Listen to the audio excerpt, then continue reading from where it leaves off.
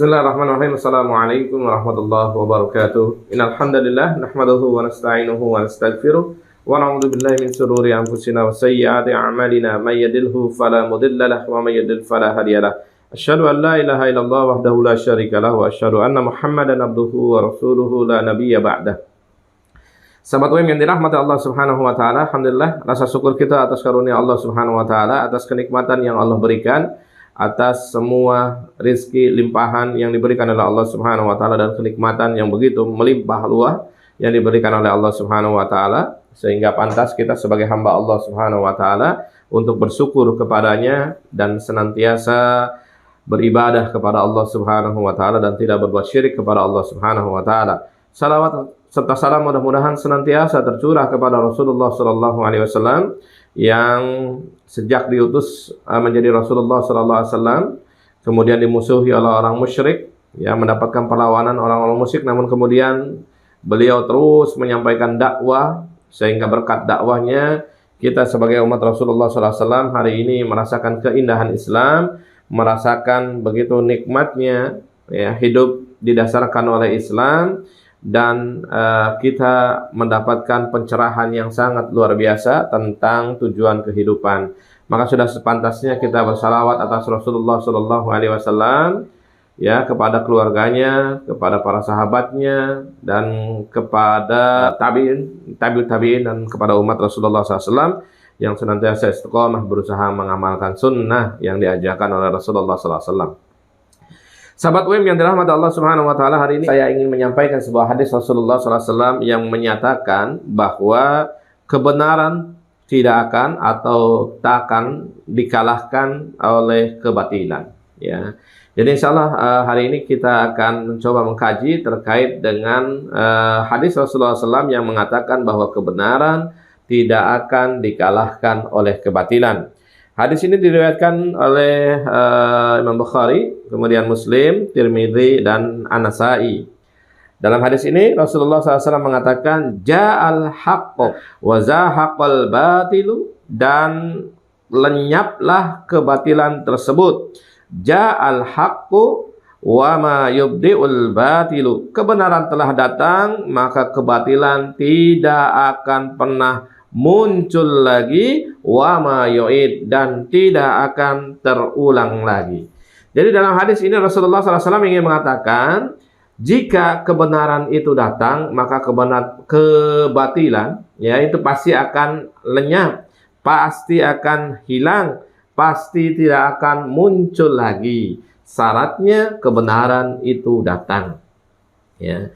Jadi dalam hadis ini Rasulullah SAW mengatakan kepada kita semuanya bahwa sunnahnya, ya, kebatilan itu akan hilang jika kebenaran itu datang. Ya, sunnahnya keburukan itu akan hilang jika kebaikan itu muncul. Sunnahnya, ya, bid'ah itu akan hilang kalau sunnah-sunnah itu dihidupkan, ya. Sunnahnya, ya, penguasa-penguasa zalim itu akan hilang maka ketika penguasa-penguasa yang baik itu muncul, ya. Jadi hadis ini menggambarkan sebuah tuntunan yang sangat besar terkait dengan kebenaran, dan kebenaran itu harus muncul sehingga kebatilan itu akan hilang, ya. Tetapi sahabat yang dirahmati Allah Subhanahu wa taala, lalu kebenaran seperti apa, ya, yang bisa melenyapkan kebatilan? Toh misalkan di negeri ini banyak juga orang-orang yang soleh, orang-orang yang benar, orang-orang yang baik, tapi toh kebatilan itu masih muncul saja, ya. Hari ini banyak orang-orang yang mungkin tidak terekspos, tidak terlihat orang-orang yang baik, orang yang soleh, orang yang adil, toh kepemimpinan masih dipimpin oleh pemimpin-pemimpin yang zalim, pemimpin-pemimpin yang tidak baik, pemimpin-pemimpin yang tidak berhukum dengan hukum Allah Subhanahu wa taala. Maka sahabat UIM, saya melihat ada 3 hal, ya. Ada 3 teori ketika kebenaran ini muncul maka kebatilan itu akan hilang. Yang pertama adalah jika kita penggenggam kebenaran itu kemudian memunculkan kebenaran dan kebaikan tersebut, ya. Jadi sunnahnya memang harus muncul, ya. Kalau batil aja sudah berani muncul, ya, keburukan aja sudah berani muncul, kezaliman saja sudah berani muncul, maka kebenaran, kebaikan, orang-orang soleh harus muncul. Ya. Jadi rumus yang pertama atau teori yang pertama, kebenaran itu akan hilang, kebatilan itu akan hilang kalau misalkan kebenaran itu dimunculkan. Jadi hari ini, ya, syarat yang pertama itu kebenaran itu dimunculkan, jangan diendapkan, ya, jangan kemudian tidak berani untuk menyampaikan kebenaran, ya, karena penguasa yang kuat, kemudian akhirnya tidak berani menyampaikan kebenaran, maka kebenaran itu harus dimunculkan. Syarat pertama, kebenaran itu harus dimunculkan, masyarakat akan mengenal kebenaran dan memilih kebenaran, maka kemudian kebenaran itu akan mengalahkan kebatilan. Ya. Jadi syarat pertama itu bahwa kebenaran itu harus dimunculkan. Kita hari ini, ya, sebagai orang-orang yang berusaha menyampaikan kebenaran, menyampaikan hak, menyampaikan apa yang sesuai dengan Al-Quran dan Sunnah, maka harus berani muncul di publik. Ya, orang yang memiliki pemahaman politik yang benar, orang yang memiliki pemahaman politik yang lurus harus berani muncul di publik, menjadi tokoh-tokoh publik, mengalahkan tokoh-tokoh politik yang hari ini taruhlah tidak baik, ya, hari ini batil dan yang lain-lain, harus berani muncul. Ya, ulama hari ini, ya, harus berani muncul mendakwahkan perkara-perkara yang benar. Ya. Jika syarat itu yang pertama bahwa kebenaran itu dimunculkan dan kebatilan itu pasti akan lenyap. Ya. Nah, ini kita menggenggam kebenaran itu seperti menggenggam bara di tengah kebatilan yang merajalela tersebut. Ya. Karena hari ini pembawa-pembawa kebenaran itu justru kemudian menjadi berisiko karena, ya, khawatir terkait dengan perkara yang disampaikannya untuk menyampaikan kebenaran tersebut. Maka orang-orang yang menyampaikan kebenaran itu harus muncul, ya, harus tampil di publik. Tidak bisa, ya, dakwah harus jahriyah secara terang-terangan. Hari ini kita ingin menghilangkan syirik, maka dakwah tauhid harus disampaikan. Hari ini kita ingin mendakwahkan sunnah dan menghilangkan bid'ah, maka dakwah para dai yang menyampaikan sunnah maka harus tampil. Ya, hari ini ketika kita ingin penguasa-penguasanya muslim, maka kemudian orang-orang yang baik dalam politik harus banyak bermunculan dan kemudian dikenal oleh warga dan dikenal oleh masyarakat. Baru kemudian syarat pertama, ya, kebenaran itu akan mengalahkan kebatilan itu sendiri. Yang kedua, sahabat UIM yang dirahmati Allah Subhanahu wa taala, syarat yang kedua, ya, bahwa kebenaran itu setelah ditampilkan, ya, setelah ditampilkan dan muncul ke permukaan sehingga masyarakat bisa memilih mana milih kebenaran atau milih kebatilan, milih yang baik atau milih yang buruk. Muncul dulu kebenaran tersebut. Ya, teorinya dimunculkan dulu terlebih dahulu kebenaran-kebenaran tersebut. Baru yang kedua, bahwa kebenaran tersebut harus dimanage, harus diorganisasi, harus dikelola secara berjamaah. Ya. Kebenaran itu harus dikelola secara berjamaah, tidak bisa sendiri-sendiri. Kekuatan sendiri mengalahkan kekuatan hegemoni musuh yang besar itu tidak bisa mengalahkan. Kekuatan sendiri melawan kekuatan yang begitu besar daripada kezaliman, kebatilan tidak akan bisa mengalahkan. Maka syarat kedua setelah kita memunculkan kebenaran, yang kedua, kebenaran itu harus dikelola sebagai kekuatan jamaah kaum muslimin. Ya. Di dalam Al-Quran, misalkan dalam surat As-Saff jelas bahwa Allah Subhanahu wa taala mengatakan, innallaha yuhibbul ladzina yuqatiluna fi sabilihi saffan ka'annahum bunyamun marsus. Ya, bahwa Allah Subhanahu wa taala mencintai orang-orang yang berperang melawan musuh, ya, berperang dalam fi sabilillah, ya. Kemudian dia tertata dalam sop-sop yang jelas, dalam satu barisan yang jelas, barisan yang tertata rapi, barisan yang tertata dengan sedemikian rupa seperti bangunan yang tersusun kokoh, tersusun rapi.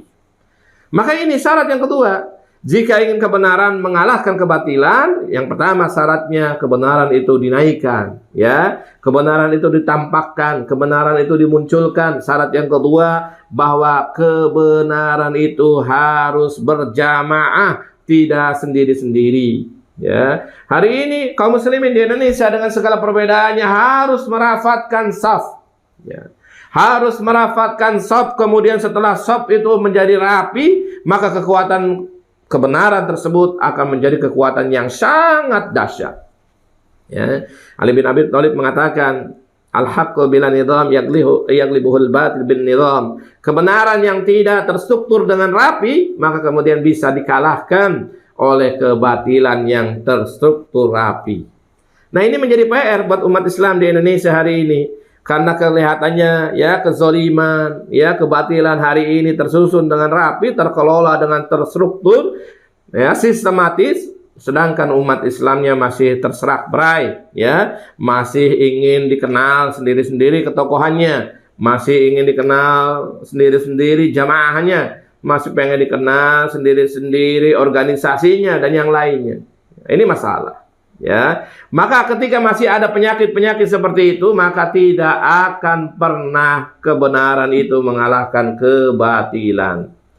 Ya, yang kedua, kebenaran itu harus termanage dengan baik, harus dikelola dengan baik dalam satu saf yang rapi, satu saf kaum muslimin yang akan mengalahkan kebatilan tersebut.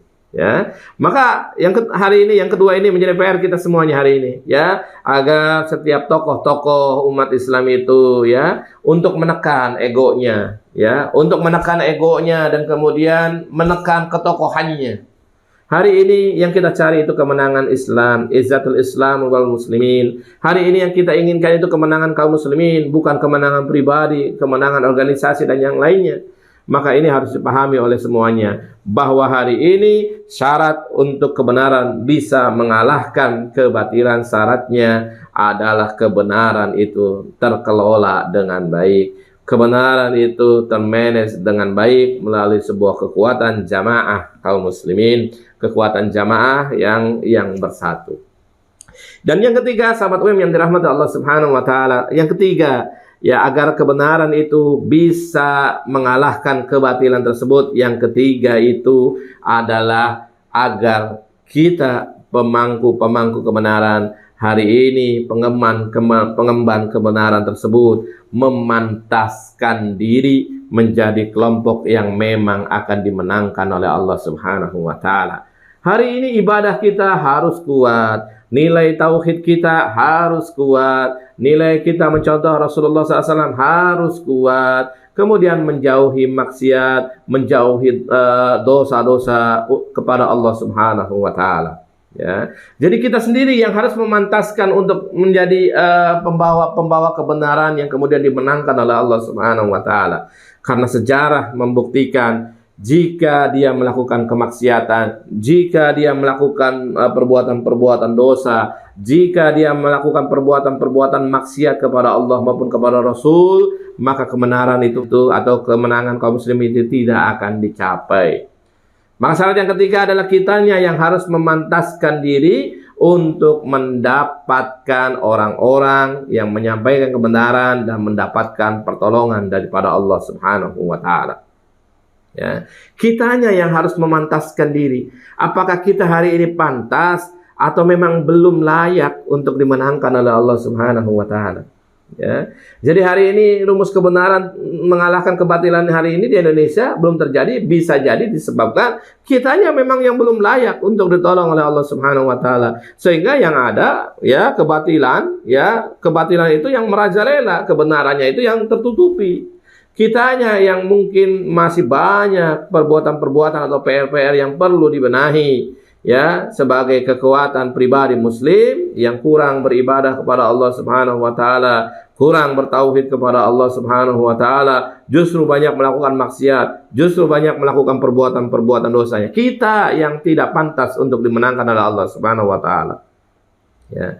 Kita lihat ya dalam perang misalkan perang Uhud yang awalnya kaum muslimin mau diberikan kemenangan oleh Allah Subhanahu wa taala, namun kemudian karena kemaksiatan sebagian kaum muslimin, terutama khususnya pasukan panah di Bukit Uhud itu, akhirnya kaum muslimin mengalami kekalahan. Meskipun kemudian diserang kembali oleh kaum muslimin, akhirnya mendapatkan kemenangan, namun ternyata pernah mengalami kekalahan, dan kekalahan itu disebabkan karena kaum muslimin melakukan kemaksiatan terhadap Rasulullah SAW, yaitu tidak mengindahkan atau melanggar larangan yang dilarang oleh Rasulullah SAW, yaitu bukit ya, turun dari bukit Uhud untuk mengambil ghanimah. Ya, ini pelanggaran dan ini tidak akan dimenangkan oleh Allah Subhanahu wa taala. Ya, pada perang Hunain kaum muslimin jumlahnya banyak, bahkan 3 kali lipat dari orang-orang musyrik. Kalau pada perang Badar sepertiganya kaum musyrikin, maka pada perang Hunain kaum muslimin ya jumlahnya 3 kali lipat daripada dari orang-orang musyrik. Dan hal seperti itu menyebabkan mereka sombong, menyebabkan mereka tidak bertawakal kepada Allah Subhanahu wa taala dan meyakini bahwa dengan jumlahnya itu bisa memenangkan pertempuran dengan orang-orang musyrik. Namun akhirnya Allah berikan kepada mereka kekalahan karena disebabkan kesombongan, keuzuban mereka. Disangkanya bahwa jumlah yang banyak itu bisa memenangkan pertempuran. Padahal hakikatnya menang atau kalah sebuah pertempuran itu milik Allah Subhanahu wa taala. Maka bertawakalnya harusnya bertawakal kepada Allah Subhanahu wa taala. Ini contoh. Ya, sahabat UIM, ini contoh ya, ketika orang bermaksiat kepada Allah, ketika orang bermaksiat kepada Rasul, ketika orang kemudian tidak taat kepada Allah, tidak taat kepada Rasul dan jauh daripada Allah, ya, mereka terjebak dengan kemaksiatan, mereka terjebak dengan dosa dan yang lainnya, maka tidak pantas untuk ditolong oleh Allah Subhanahu wa taala. Nah, ketika tidak pantas ditolong oleh Allah Subhanahu wa taala, bagaimana mungkin kebenaran itu bisa mengalahkan kebatilan? Maka sahabat UIM, 3 rumus ini yang harus kita pahami ya. 3 teori atau 3 syarat inilah yang harus kita pahami jika ingin kebenaran itu mengalahkan kebatilan. Syarat yang pertama, kebenaran itu harus dimunculkan ya. Kita sebagai pengemban kebenaran itu harus berani muncul, tampil di publik, menyampaikan mana yang benar, mana yang hak ya, mana yang harusnya diikuti gitu ya, seperti itu. Yang kedua syaratnya ya, pemangku kebenaran atau pembawa kebenaran ini mulai merafatkan shaf ya, berada dalam struktur yang baik, berada dalam satu barisan yang baik, berada dalam satu perintah yang baik untuk membawa kebenaran tersebut. Jangan sampai tercerai-berai oleh kekuatan musuh, jangan sampai tercerai-berai oleh karena hawa nafsu ya, dan jangan sampai tercerai-berai karena memang syahwat dunia maupun syahwat politik yang ada dalam tokoh maupun kelompok-kelompok Islam. Harus berada dalam satu shaf, harus berada dalam satu barisan, baru kebenaran itu bisa muncul ya, baru kebenaran itu bisa mengalahkan kebatilan. Yang ketiga syaratnya, kita sebagai penyampai kebenaran ini harus kemudian mengevaluasi diri ya. Sudah layakkah kita untuk ditolong oleh Allah Subhanahu wa taala? Kalau hari ini kebenaran itu belum bisa mengalahkan kebatilan, jangan-jangan memang karena kita belum layak ditolong oleh Allah Subhanahu wa taala. Jangan-jangan kita yang sendiri mengaku-ngaku saja pembawa kebenaran, sedangkan syarat pembawa kebenaran tersebut yang layak ditolong oleh Allah Subhanahu wa taala belum ada dalam karakter kita. Ya, Sayyid Hawa misalkan dalam kitab Jundallahu Sakafatan wa Akhlaqan bagaimana menyebutkan karakter jundullah, tentara-tentaranya Allah Subhanahu wa taala dalam masalah ilmu. Mereka sangat tekun sehingga dalam masalah ilmu itu banyak ilmu yang harus mereka kuasai. Wajar kalau mungkin misalkan kita hari ini belum mendapatkan pertolongan Allah. Dalam masalah ilmu kita lemah, dalam masalah ibadah kita lemah, dalam masalah ketaatan kepada Allah dan Rasul kita lemah. Tetapi justru kita kuat dalam masalah maksiat dan dosa-dosa kepada Allah Subhanahu wa taala. Maka 3 syarat ini ya, 3 karakter ini, 3 teori ini, jika kita ingin kebenaran itu kemudian bisa mengalahkan kebatilan, sebagaimana dalam hadis ini, ja'al haqqu wa zahaqal batilu, ja'al haqqu wa ma yubdi'ul batilu wa ma yu'id. Ya, kebenaran telah datang, maka kebatilan itu akan lenyap. Kebenaran telah datang dan kebatilan itu tidak akan muncul lagi serta tidak akan terulangi lagi. Maka penuhi 3 syarat, 3 teori tersebut, insya Allah kebenaran pasti akan mengalahkan kebatilan. Assalamualaikum warahmatullahi wabarakatuh.